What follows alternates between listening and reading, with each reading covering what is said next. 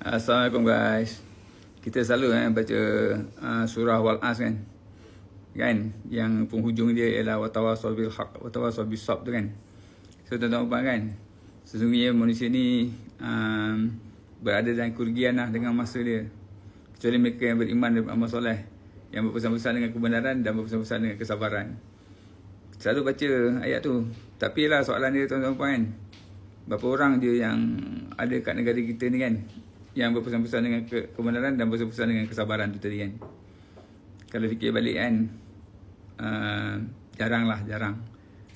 Kebanyakan orang dia suka gunakan masa dia selfish untuk diri dia sendiri kan.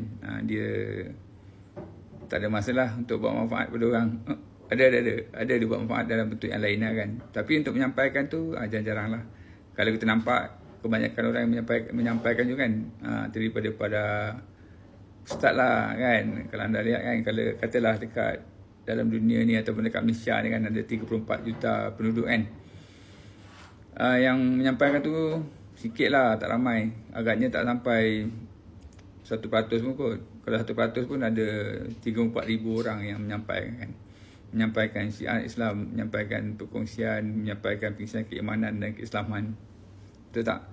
Tapi kalau nak tengok kan, yang menyampaikan benda-benda yang harus, yang hak ewas masa, yang makruh, yang sunat, yang joget-joget, banyaklah. Yang menyanyi, ramai. Yang buat lawak, ramai. Tapi yang nak menyampaikan watawasau bil haq, berpesan-pesan dengan kebenaran dan berpesan-pesan dengan kebenaran, dengan kesabaran tu, tak ramai lah tuan-tuan. So apa kata, kita sampaikanlah 1-2 ayat kan, sampaikanlah benda-benda yang baik kan, yang berada dalam hukuman keislaman tu kan. Tak kisahlah dari segi fiqah ke, dari segi sirah ke, dari segi tauhid ke kan. Kita sharing-sharing lah kan. Sebab apa? Sebab yang penting ialah untuk kita jadi orang Islam. Yang penting ialah untuk kita jadi orang yang beriman dan beramal soleh. Yang penting ialah untuk kita menyebarkan syariat Islam supaya orang lagi ramai yang faham tentang keislaman, tentang keimanan kan. Supaya kita berjaya lah di dunia dan di akhirat. Betul tak tuan-tuan?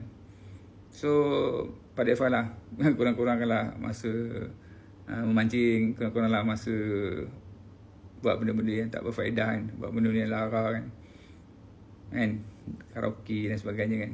Apa kata kita share video-video F1 ni contohnya, ataupun buatlah video-video yang bercerita tentang benda-benda yang baik kan, benda-benda yang benar, benda-benda yang dalam Quran dan Sunnah.